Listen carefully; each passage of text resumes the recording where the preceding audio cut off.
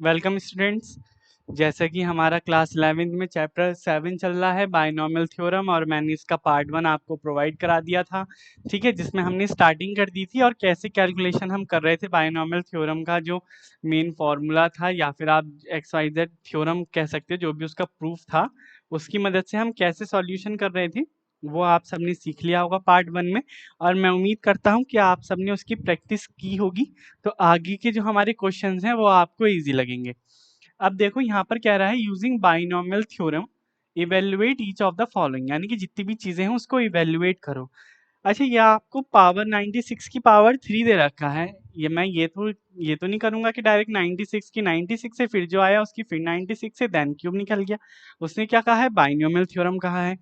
तो हम ऐसी टर्म को जब हम क्वाड्रेटिक इक्वेशन में पढ़ के आ रहे हैं, उसमें जब हमें एल्जेब्रिक आइडेंटिटीज दी होती हैं 6, 7, 8 क्लास में भी चीजें हैं ये, कि इसको विदाउट मल्टीप्लिकेशन क्या करो, इसका स्क्वायर रूट फाइंड करो या इसका क्यूब रूट फाइंड करो, तो हम क्या करते थे? इसको एक्सपेंड करते थे। मान लीजिए ये आपका 96 है, ये कैसे बना होगा? जब हमने 100 में से क्या किया होगा? 4 माइनस किया होगा, ठीक है, उसका क्यूब। तो ऐसे क्या बन जाती थी? हमारी आइडेंटिटी बन जाती थी, और हम क्या कर देते थे? उसको एक्सपेंड कर देते थे, देन इवेल्युएट कर उसका कैलकुलेट कर लेते थे, सिंप्लीफिकेशन कर लेते थे, और हमारा आंसर आ जाएगा। यही वर्किंग हम बाइनोमियल में करेंगे। 96 कब बना होगा? जब 100 में से 4 माइनस किया होगा, देन पावर आ गई हमारे पास 3। यानी कि ये हो गया ए, ये हो गया बी, और ये हो गया हमारा एन। ठीक है, अब हमने थ्योरम सबने पढ़ी हुई है, कैसे करेंगे? एन सी जीरो ए की पावर एन, ए की power n plus n C one. अब ए की पावर कम होती चली जाएगी और बी ऐड होता चला जाएगा। 2, बी क्या है? -4 है, ठीक है, प्लस 3C2 NC2 है ना, NC, और यहाँ पर NC2, और क्या हो जाएगा? 100 की पावर अब 1 हो जाएगी, और -4 की पावर क्या हो जाएगी? 2 हो जाएगी, प्लस 3C3। अब 100 तो की पावर 0 यानी कि 1, उसको मत लिखो। -4 की पावर क्या हो जाएगा? 3 हो जाएगा। अब बस इसको कैलकुलेट कर लो। कैलकुलेट जब आप करोगे तो 3C0 यानी कि फैक्टोरियल 3/0 फैक्टोरियल और 3 फैक्टोरियल, 3 फैक्टोरियल से 3 फैक्टोरियल कट जाएगा, यानी कि क्या रह जाएगा? 1 रह जाएगा। तो 1 इंटू 103 यहाँ पर आप कर सकते हो। तो कितने जीरो लग जाएंगे? 6 जीरो लग जाएंगे। 1 के आगे कितने जीरो लग जाएंगे? 6 जीरो लग जाएंगे जब हम 100 का क्यूब खोलेंगे तो। ठीक है, plus 3C1 factorial 3 upon factorial 1 और 2 फैक्टोरियल। तो 3 इंटू 2 फैक्टोरियल अपॉन 2 फैक्टोरियल, 2 से 2 कैंसिल, बचा क्या आपके पास? 3। अब 3 की मैं 4 से करूं तो -12, -12 इंटू 100, और 100 के आगे कितने? 100 का जब स्क्वायर खोलेंगे तो 4 जीरो लग जाएगा 1 के आगे, तो वो 12 के आगे लगा दो 4 जीरो, प्लस 3C2 जब हमने खोला तो यही आ गया 2 फैक्टोरियल 1 फैक्टोरियल, तो 3 आ जाएगा, 3 4 जा 12। अब इस बार पॉजिटिव का 12 आएगा, बट 100 में, क्योंकि पावर ही 1 है। अब 3 से यही कट जाएगा, बाकी बस आपका रह जाएगा 4 4 जा 16, वो भी माइनस में। 4 4 जा 16 और 16 4 जा 24, 2 कैरी 4, 64, माइनस का क्या हो जाएगा? 64 हो जाएगा। अब क्या होगा? बोर्ड मास आपने सबने सीखा हुआ है, या तो बोर्ड मास के थ्रू सॉल्व कर लो, या फिर देखो जब मैं, कितने जीरो हैं ये? 6 जीरो हैं, 2 2 6 जीरो हैं। अब मैं इसमें से क्या करूं?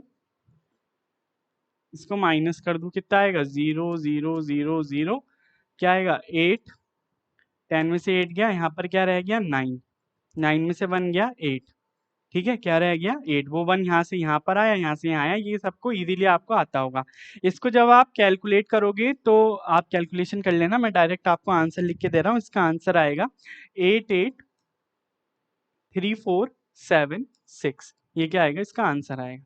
ठीक है, क्योंकि ऐसे हमारे जो 14 क्वेश्चन है इसी तरीके से, और हर चीज में अगर मैं करूंगा तो इनमें टाइम लग जाएगा, इसलिए मैंने आपको एक्सपेंड करना सिखा दिया। जो वैल्यू आई वो लिया है, बस प्लस माइनस करके आप अपना आंसर खुद कैलकुलेट कर लेना। ठीक है, सॉरी ये गलत लिख दिया मैंने।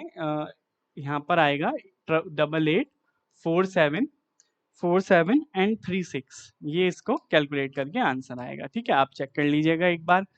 क्वेश्चन नंबर 7, अब देखो 102 की पावर 5, इसको कैसे एक्सपेंड करेंगे? 100 में कितना ऐड किया होगा? 2, जब भी क्या बना होगा? 102 की पावर 5। अगर मैं इसको खोलूं तो NC0 A की पावर n, है ना, प्लस NC1 यानी 5C1, यहाँ पर पावर कम होती चली जाएगी और 2 ऐड है ना, बी ऐड होता चला जाएगा और पावर इंक्रीज होती चली जाएगी। 5C2 100 की पावर 3, 2 स्क्वायर प्लस 2 का स्क्वायर आ गया, प्लस 5C3 100 की पावर 4, वो 2 1 माइनस हो जाएगी और 2 की पावर 3 प्लस, ठीक है, प्लस 5C4 100 की पावर 1 और 2 की पावर 4 प्लस 5C5, अब 100 की पावर तो 0 हो गया, 2 की पावर 5 रह गया, बस मल्टीप्लिकेशन में इसको खोलो तो क्या रहेगा? 5 से 5 कैंसिल, बस 100 की पावर 5 खोल दो तो इनटू, अगर मैं इसको लिखूं 5 टाइम्स तो कितने जीरो ऐड हो जाएंगे 1 के आगे? 10 जीरो, 2 4 6 8 10, कितने जीरो ऐड हो जाएंगे? 10 जीरो ऐड हो जाएंगे। 2 3 4 5 6 7 8 9 10, ये हो गया, प्लस, ठीक है, 2 4 6 8 10, ये जीरो हो गए। अब 5C1 करूंगा मैं तो 5 1 फैक्टोरियल 4 फैक्टोरियल तो बचेगा क्या? 5।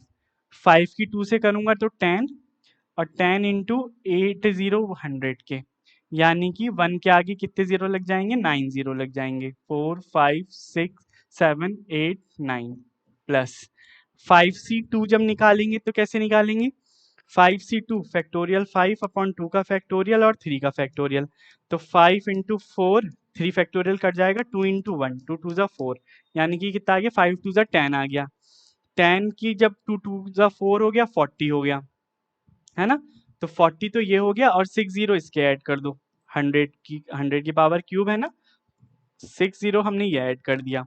अब 5C3, इसमें भी यही आएगा, यहाँ पर क्या बच जाएगा? बस 80 और 1 2 3 4 जीरो ऐड कर दो, प्लस 5 की पावर 4, सिर्फ 5 रह जाएगा और 2 टू ज़ा 4, 4 टू ज़ा 8, 8 टू ज़ा 16, 16 5 ज़ा 80 और सिर्फ 2 जीरो और ऐड हो जाएंगे, प्लस 5, ये फैक्टोरियल कट जाएगा, बस 2 की पावर 5 32, यानी कि अगर मैं देखूं 1 2 3 4 5 6 7 8 9 10, अब इसमें कितने जीरो? 2 4 6 8 9, 1 1 2 3 4 5 6 7 8 9, ठीक है। अब उसको देखो 2 4 6 7 4 6 7, उसको देखें तो 8 के आगे 5 जीरो हैं, 8 के आगे 5 जीरो हैं। अब 8000 है ना, और 32, यानी कि ओवरऑल जब हम इसका सम करेंगे तो आएगा 1104080803 2, ठीक है। चेक कर लेते हैं आंसर एक बार, 1104080803 2, यही आपका क्या आ रहा है? आंसर आ रहा है। मैंने क्या किया? इन सब का एडिशन कर दिया तो ये आपका आंसर आ गया, ठीक है। क्वेश्चन नंबर 8, 101 की पावर 4, 101 की पावर 4 कैसे होगा ये? 100 में हमने क्या ऐड किया होगा? 1 ऐड किया होगा, देन पावर 4, सॉल्व कर लो। 4C0 100 की पावर 4 प्लस 4C1 100 की पावर 3 हो गया और 1 की पावर 1 आता चला जाएगा, b ऐड होता चला जाता है, तो 4C2 100 का स्क्वायर रह गया और ये 1 का स्क्वायर हो गया, प्लस 4C3 100 की पावर 1 और 1 की पावर 3 प्लस 4C4 100 तो अब 0 हो गया तो 1 ही आएगा, 1 की पावर 4 रह जाएगा, इजिकल टू, अब देखो 4 कैंसिल हो रहा था, बस 1 के आगे 8 जीरो ऐड हो जाएंगे, बस 100 की पावर 4 खुलेगा, 2 4 6 8 प्लस, अब 4 3 फैक्टोरियल से 3 फैक्टोरियल कट गया, 4 1 जा 4 और इस 6 जीरो और ऐड कर दो, कितने जीरो ऐड कर दो? 6, क्योंकि 100 की पावर 3 खुलेगा।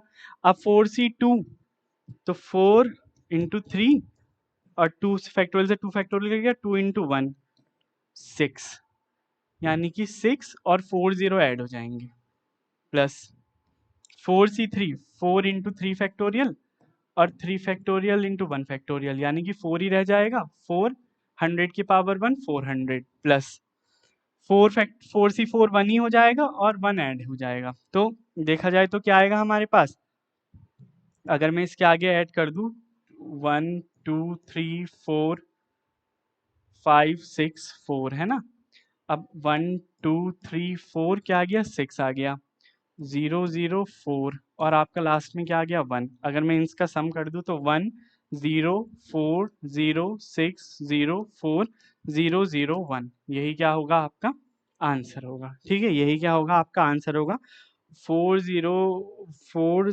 1 0 0 6।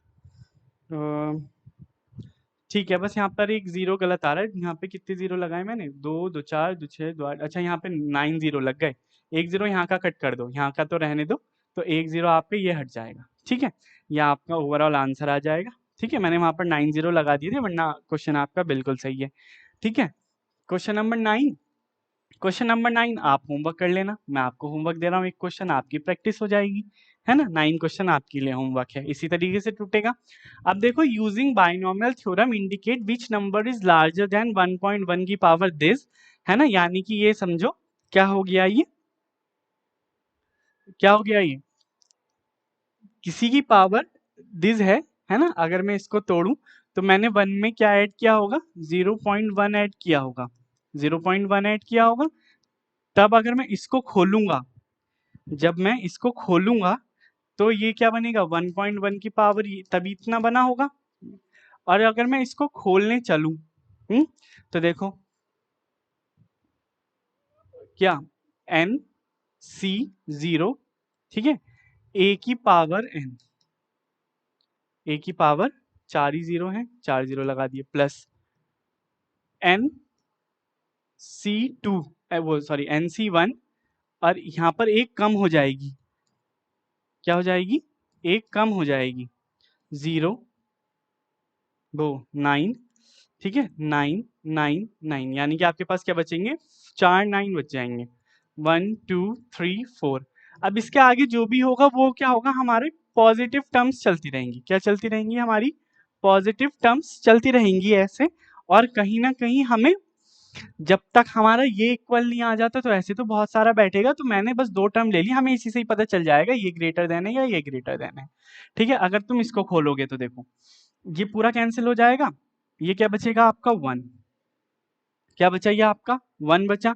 अब अगर मैं प्लस की बात करूं, यहाँ पर मैंने बी ऐड नहीं करा ना, 0.1, जब मैं इसको खोलूं तो कितना बचेगा, फैक्टोरियल अगर मैं इसका खोलूं, फैक्टोरियल अपॉन 1 फैक्टोरियल और 9999, तो ये क्या रह जाएगा आपका 10,000, और ये फैक्टोरियल यहाँ से कट हो जाएगा इसी से। ठीक है, तो क्या बचेगा, ये हमारे पास 4/9 बचेगा, प्लस सॉरी मल्टीप्लाई, क्या बचा 1 की पावर 9 तो 1 ही रहा, इंटू 0.1। ठीक है, तो जब मैं इसकी मल्टीप्लाई करूंगा 9999 की 0.1 से, ठीक है, तो यही आएगा, बस क्या लग जाएगा, एक पॉइंट आगे लग जाएगा। ठीक है, ये आ गया, प्लस पॉजिटिव टर्म्स हमारी चली रही हैं, अभी तो बहुत अनलिमिटेड होंगी। ठीक है, अगर मैं इसको इसमें ऐड करूं तो ये हो जाएगा 1000, सॉरी है ना, जब इसमें आप 1 ऐड करो क्या हो रहा है 1000, ठीक है, 999.9। तो अब आप ये देखो, जब इन दोनों टर्म से ही 100 से 0.9 ज्यादा हो गया, तो अगर ये अभी जो हमारी ये डिफाइंड टर्म्स चलेंगी और कहीं जाकर ये इस लिमिट पर रुकेगी, तो वो ऑब्वियसली ग्रेटर देन होगा किसके, 1000 के, किसके ग्रेटर देन होगा वो, 1000 के होगा। और यही हमें बताना था, तो क्या ग्रेटर हुआ हमारा 1.1 की power this is greater than 1000। ठीक है, तो जज नहीं करना चाहिए हमें किसी नंबर को, इससे हमें ये पता चलता है, देखा 1.1 भी किससे ज्यादा निकल गया, 1000 के, बाय बाइनोमियल थ्योरम। कैसे किया, इसको मैंने एक्सपेंड किया, अब देखो 1.1 कैसे बना होगा, 1 में 0.1 ऐड किया होगा तभी तो बना होगा ना, और इसकी पावर इतनी। मैंने सिर्फ 2 ही बार खोला क्योंकि ऐसे तो हमें 10,000 टाइम बनाना पड़ता ना, इसलिए मैंने बाकी को सबको क्या लिख दिया, पॉजिटिव टर्म्स होंगी, और मैंने 2 को खोला। ये तो आया 1, ये आया 999.9, जब इसको ऐड करा तो 1000.9 आया। कंपेयर हमें किससे करना था, 1000 से। अब जब 2 ही टर्म्स को ऐड करके 0.9 ज्यादा आ गया, तो बाकी की ये जो अदर पॉजिटिव टर्म्स हैं इनको हम ऐड करेंगे तो और भी ज्यादा आएगा। तो जब हमें 2 ही टर्म से पता चल रहा है तो आगे की मेहनत हम करें क्यों। तो हमें पता चल गया 1.1 की power 10,000 is greater than 1000। Okay, question हमारा यहाँ कंप्लीट हो गया। अब देखो question number 11, find a plus B की power 4 minus a minus B की पावर 4 देन इवेल्युएट दिस। ये निकालूंगा मैं बाइनोमियल थ्योरम से, और डायरेक्ट जो वैल्यू आएगी उसमें हम ये रख देंगे, क्योंकि यहाँ पर हमारा a ये होगा, b ये होगा, ठीक है। और डायरेक्ट जो इसकी वैल्यू जो निकल के आएगा बाइनोमियल थ्योरम से इसका आंसर, बस उसमें हमें a b रखना है। तो हमारा ये तो बाइनोमियल से कैलकुलेट हो जाएगा, और जो आंसर आया उसमें डायरेक्ट a b रख के हमारा ये कैलकुलेट हो जाएगा। ठीक है, तो पहला फर्स्ट पार्ट देखो कैसे करेंगे। जब a प्लस बी की पावर 4 खोलेंगे तो कैसे खोलेंगे, 4c0 a की पावर 4 प्लस 4c1 a की power 3b plus 4c2 a की पावर 2 b की power 2 plus 4c3 4c3 a की पावर 1 b की पावर 3 4c4 b की पावर 4। ठीक है, ये आ गया इतना। a प्लस बी की को 4 को जब हमने खोला तब हमारे पास क्या आया, ये आया माइनस, है ना। अब a माइनस बी खोलो, देखो 4c सेम यही खुलेगा, बस जहां पर पावर ऑड होगी b की, जहां पावर ऑड होगी वहां पर क्या आ जाएगा, माइनस का साइन आ जाएगा। तो मैं कहूं अगर 4c0 a की पावर 4 ही आएगा। अब देखो यहाँ पर b की पावर 1 है तो ऑड हो जाएगा, तो यहाँ माइनस का साइन आ जाएगा। किसका साइन आ जाएगा, माइनस का साइन आ जाएगा। ठीक है, नीचे लिख रहा हूं मैं। अब देखो यहाँ पर बी स्क्वायर है तो ये पॉजिटिव ही टर्म रहेगी, 4c2 a square B square. अब यहाँ पर b की पावर ऑड है तो माइनस का साइन आएगा, 4c3 a की पावर 1 b3, ये प्लस में ही रहेगा, 4c4 b की पावर 4। अब देखो ब्रैकेट खोल लो, ठीक है। थोड़ा सा घुमा फिरा के मतलब कैलकुलेटिव है, चैप्टर ही कैलकुलेटिव है, भले से एक एक्सरसाइज है लेकिन कैलकुलेटिव है। a की power 4 plus 4c1 a3b plus 4c2, ठीक है, 4c2 a2b square plus 4c3 a की पावर 1 b की पावर 3 प्लस 4c4 b की पावर 4। अब मैं इसको खोलूंगा ब्रैकेट को, दूसरे वाले को, तो साइन जो माइनस की वजह से जो साइन पॉजिटिव है वो निगेटिव, और जो निगेटिव है वो पॉजिटिव। ए की power 4 plus 4c1 a cube b, ठीक है, माइनस प्लस माइनस हो जाएगा तो ये वाली टर्म हमारी अब माइनस में आएगी, 4c2 a square b square, ये प्लस हो जाएगा 4c3 a की पावर 1 b की पावर 3 माइनस 4c4 b4। अब देखो कुछ टर्म्स आपको सेम लग रही होंगी, उनको काट दो। क्या लग रहा है, 4c0 a की पावर 4, ये तो प्लस में है, और ये किस में है, निगेटिव में। ये किस में है, निगेटिव में है। प्लस प्लस, अब देखो ये प्लस में है ये माइनस में है, ये कट जाएगी हमारी टर्म, कट गई। ये वाली प्लस, ये प्लस में है ये माइनस में है, ये कट हो गई। अब हमारे पास क्या बची रिमेनिंग टर्म्स, अब देखो ये सेम है और ये सेम है, तो ये 2 टाइम्स हो जाएगा, तो 2 टाइम्स ऑफ 4c1 a की पावर 3b। ठीक है, दूसरी टर्म हमारे पास ये बच रही है, ये 2 हो गया, क्या 4c3 a की पावर 1 b3। अब इसमें से भी 2 कॉमन ले लो, 2 जब कॉमन लोगे 4c1 a क्यूब b,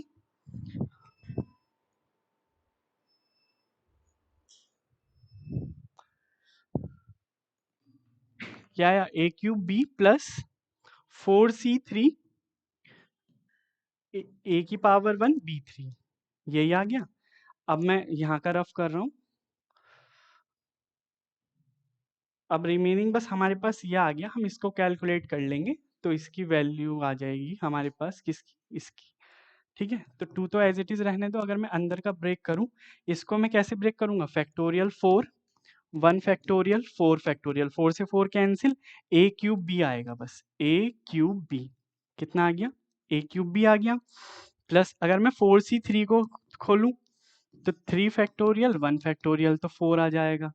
ठीक है, 4 ए बी क्यूब, कितना आ गया, ए बी क्यूब। अगर मैं 2 के अंदर मल्टीप्लाई करूं, 2 A cube B plus 4 A B, ये हो जाएगा 8 A B cube.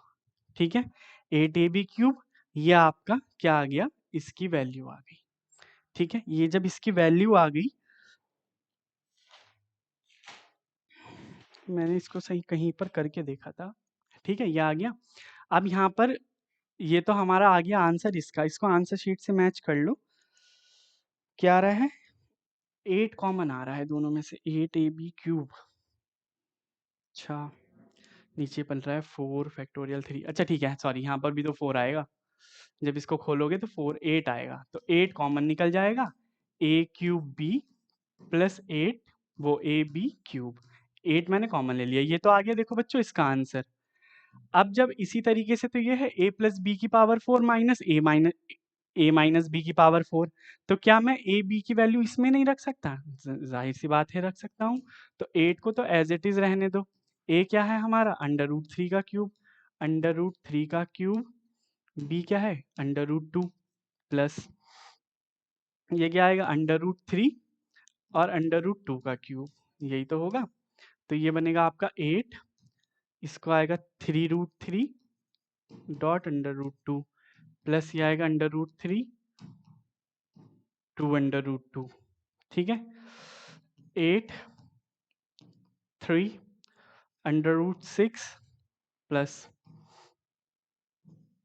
2 under root 6। जब ये कॉमन, ये क्या होगा, 8 इंटू 5 अंडर रूट 6, 8 5 ज़ा 40, 40 अंडर रूट 6 क्या आ गया आपका आंसर आ गया। ठीक है, तो इसकी मदद से मैंने क्या किया, मैंने अपनी ये वाली वैल्यू भी कैलकुलेट कर ली बाइनोमियल थ्योरम की मदद से। ठीक है, ये हो गया। यहाँ पर मिसिंग हो रहा था क्या, क्योंकि जब मैंने इसको खोला तो फैक्टोरियल 1 फैक्टोरियल, यहाँ पर 3 फैक्टोरियल बचेगा, 4 इंटू 3 फैक्टोरियल रहेगा, तो 3 से 3 कैंसिल, ये वाला हो जाएगा, ऊपर क्या बचा 4, तो ये 4 लिखना भूल गया था, बाकी सब सही है ना। इसी तरीके से ये मैंने सॉल्व कर लिया। अब देखो क्वेश्चन नंबर 12, फाइंड, ये फाइंड करो और ये वैल्यू आप इवेल्युएट कर दो, है ना। ये वाली वैल्यू क्या करो, आप इवेल्युएट करो, सेम उसी की तरह है। हम्म, और अगर उस तरीके से भी नहीं करते तो इसको अलग बाइनोमियल थ्योरम से खोल लो, और इसको अलग बाइनोमियल थ्योरम से, इसको अलग पार्ट बना लो, इसका सॉल्यूशन कर लो, इसका अलग पार्ट कर लो, इसका सॉल्यूशन निकाल दो। ठीक है, ये आपका क्या रहेगा, होमवर्क रहेगा। बाइनोमियल मैंने आपको खोलना सिखा दिया है, किस किस तरीके से ये चीज़ें खुल रही हैं। ठीक है, अब आता है आपका 13 question, show that 9n+1 minus 8n minus 9 is divisible by 64 where n is a positive integer. चलो भैया देखते हैं इसको भी क्या है। देखो सिर्फ 9n+1 देखो, 9n+1, ये 9 कैसे बना होगा, जब हमने 1 + 8 किया होगा, n माइनस वो n+1 चल रहा है, यही तो लिख सकता हूँ मैं इसको। और अब मैं इसको किससे खोल सकता हूँ, बाइनोमियल थ्योरम से खोल सकता हूँ ना। तो 9n+1 एज इट इज रहने दो, इसको खोल दो, क्या nc0 a की पावर n प्लस nc2, ये सिर्फ आपका n बचेगा, क्योंकि -1 होती चली जाती है पावर, और 8 आ जाएगा आपका, प्लस n+1 nc3, यहाँ पर क्या होगा n-1। ठीक है, क्योंकि देखो n+1 था, यहाँ पर n बचा था, यहाँ से एक और माइनस करूंगा तो n-1 आएगा, n-1 आएगा 8 स्क्वायर। और इसी तरीके से आपकी और भी टर्म्स चलती रहेंगी। एंड कहाँ पर होगा आपका, बाइनोमियल थ्योरम से मैं अगर देखूं, यानी कि ये समझो बाकी आपकी कुछ कौन सी टर्म्स? पॉजिटिव कांस्टेंट टर्म्स आपकी चलती रहेंगी, पॉजिटिव कांस्टेंट टर्म्स आपकी ऐसे ही चलती रहेंगी जब तक हमारा क्या नहीं आ जाता, n+1 तक नहीं पहुंच जाते जब तक हम। तो अगर मैं सिर्फ इतने को कैलकुलेट करूं, 9 की पावर n+1 यहाँ चल रहा है, 9n+1 इज इक्वल टू, इसको क्या लिखोगे आप? ये तो कट जाएगा, 1 की पावर चाहे कितनी भी हो 1 ही रहता है, 1 ही रहता है ना, प्लस NC2 को जब आप खोलोगे तो n+1 का फैक्टोरियल और 2 का फैक्टोरियल, n+n फैक्टोरियल रह जाएगा, है ना, जब n-r करोगे, n-2 करोगे तो, सॉरी इसको मैं लिख सकता हूँ 2n-r यानी कि n-1। तो जब आप इसको खोलोगे तो यहाँ पर आपका रह जाएगा 8n, ठीक है, 8n, इसको सॉल्व करके n बचेगा, मल्टीप्लाई 8n हो गया। जब आप इसको करोगे, ठीक है, जब आप इसको सॉल्व करोगे, किसको? इसको, तो ये आपका जो बैठेगा सिर्फ 8 बैठेगा, इसको जब आप सॉल्व करोगे तो क्या बैठेगा आपका? 8 बैठेगा, ठीक है। जब आपका ये 8 बैठेगा तो आप क्या करते चलोगे, अपनी ये पॉजिटिव टर्म्स ऐसी कंटिन्यू करते हुए चलोगे, ठीक है, इसी तरीके से। अब देखो n+1 इज इक्वल टू 8+1 हो गया क्या? 9, 9 प्लस 8n प्लस, अब देखो यहाँ पर भी एक चीज देखो कि तुम क्या कर सकते हो, यहाँ पर भी तुम्हारे पास क्या है,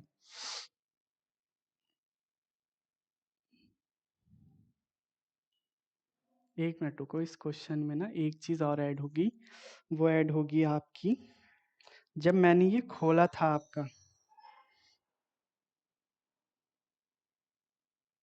यहाँ पर एक टर्म और खुलती, एन सी 8 स्क्वायर वाली खोल दी, ठीक है, प्लस प्लस प्लस, यहाँ पर एक चीज और है, यहाँ पर देखो पॉजिटिव टर्म्स तो चलती रहेंगी, लेकिन जैसे बाइनोमियल का एंड मैंने आपको समझाया था, उसमें हमने क्या किया था, क्या हो रहा था, एन, है ना, सी, एक टर्म पहले NC1, इसमें 1 की पावर, ए की पावर क्या हो रही थी, 1 हो रही थी, और बी की पावर क्या हो रही थी, n-1 हो रही थी, प्लस n, यहाँ पर सी n ही रह जाएगा, ये तो 0 हो गया, 8 की पावर क्या रह जाएगी हमारे पास, n, सिर्फ n रह जाएगी, b की पावर क्या रह रही थी हमारे पास, डायरेक्ट n रह रही थी। अब मैं अगर इसकी बात करूं, 9n+1, अगर मैं इसको खोलूं तो यहाँ पर क्या आ रहा था, 1 आ रहा था, क्या आ रहा था आपका, 1 आ रहा था,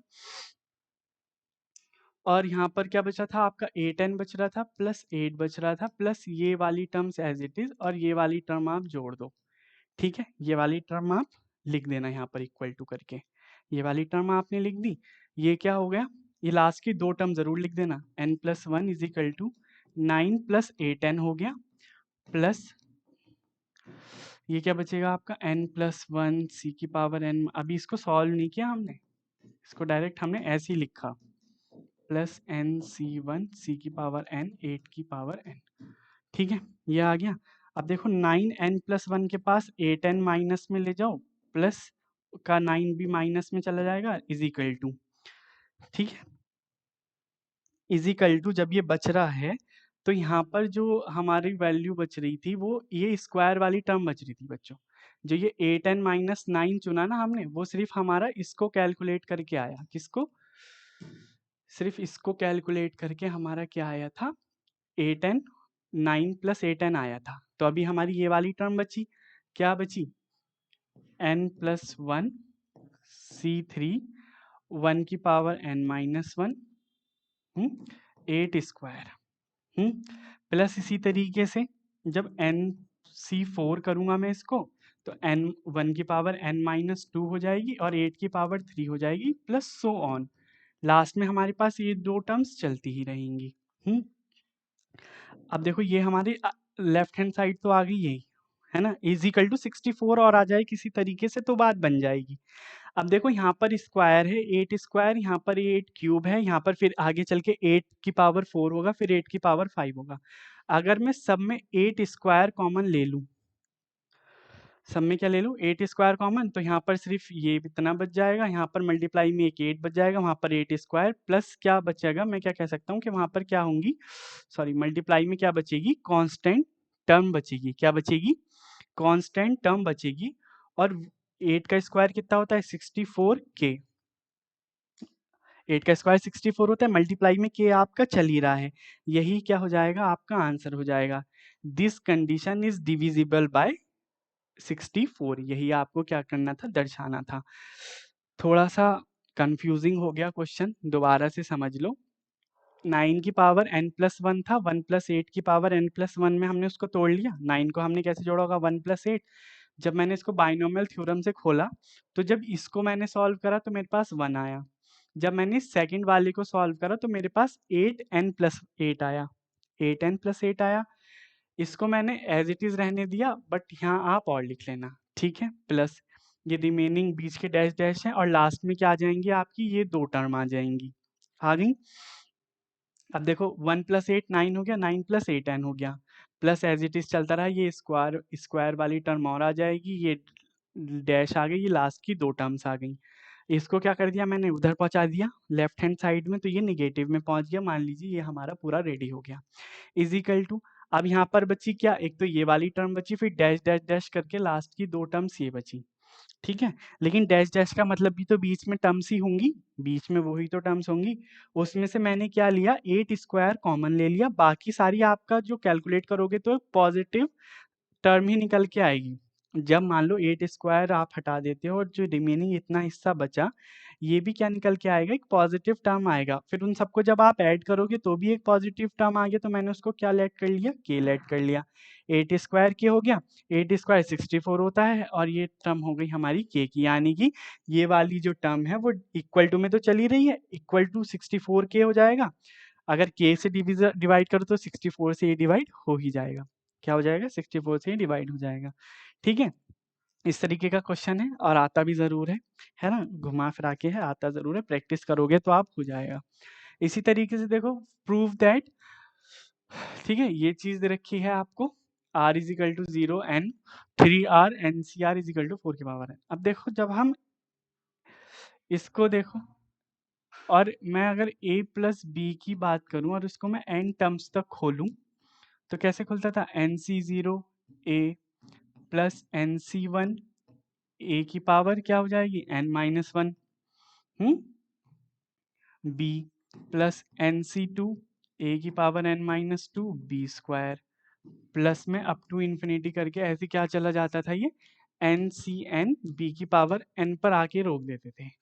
अगर मैं इस ओवरऑल थ्योरम का मैं अगर आपको वो अगर मैं बताऊं इसको किस तरीके से लिख सकते हैं, सिग्मा R0 n, है ना, n से लेके R0 तक है, a b की पावर n, कैसे लिख सकते हो आप, a b की पावर n, इस तरीके से आप ये कर सकते हो, ठीक है।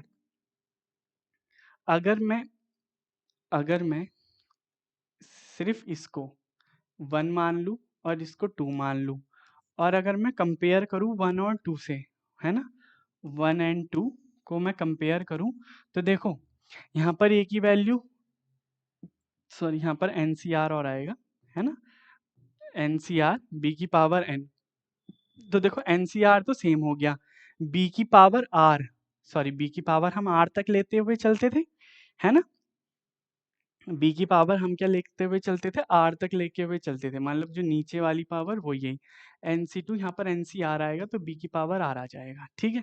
तो b r आ गया, अगर मैं इससे कंपेयर करूँ तो मेरे पास a की वैल्यू क्या आएगी 1, और b की वैल्यू क्या आएगी 3, क्योंकि b की पावर r b की पावर r, तो b की 3 की पावर r और b की पावर r, दोनों को जब मैं इक्वल रखूंगा तो b की वैल्यू कितनी आ जाएगी, मेरी 3 आ जाएगी, a की वैल्यू 1 आ गई, b की वैल्यू 3 आ गई, इसको कंपेयर करके। इस थ्योरम को मैं शॉर्ट में इस तरीके से लिख सकता हूँ, फिर मैंने कंपेयर किया है, ठीक है। जब ये आ गया तो बस डायरेक्ट हमारा जो ये वाली वैल्यू है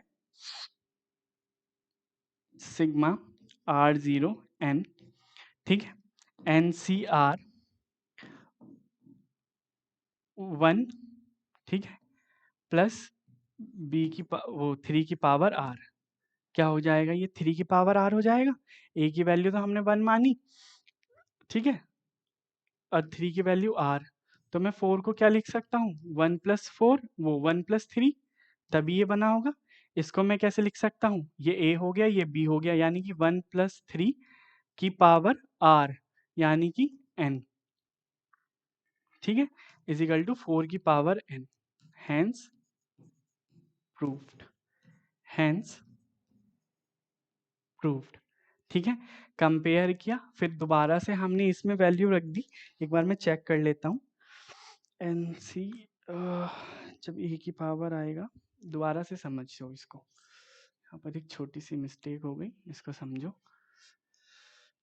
ये हो गया, इसको इक्वेशन क्या कह दो, 1 कह दो। अब a प्लस बी की पावर n को जब मैं बाइनोमियल से खोलता हूँ, मैं उसको कह सकता हूँ r की पावर 0 n, ठीक है, r की power 0 n, n C r, a की पावर n माइनस r, ठीक है, और b की पावर r, यही तो कह सकते हो।